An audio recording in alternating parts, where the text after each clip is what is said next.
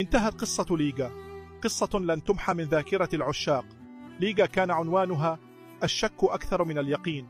فريق بدا منهارا اقتصاديا ونفسيا، لا تعاقدات كبيرة، لا أحلام بإمبابي أو لياو، وحتى الأمل كان هشا.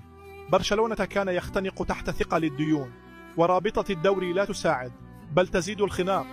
كلما وجد حل خلق قانون جديد، لكن في أصعب الظروف جاء الرد من الميدان.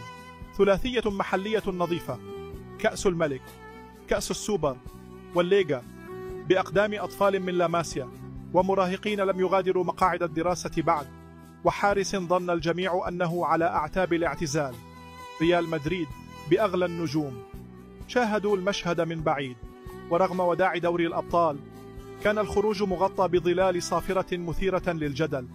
لكن ما فات لا يهم، المهم أن البناء بدأ فعلا. فريق قوي هجومي متماسك يملك مشروعا يستمر ل10 سنوات على الأقل. جيل يشبه برشلونة الذي تهابه القارة. ومع هانز فليك المؤشرات تؤكد أن عودة برشلونة لن تكون مؤقتة، بل عودة لأخذ المكانة الحقيقية. العنوان بات واضحا للجميع: الأرض أرض برشلونة، والزمان زمانها.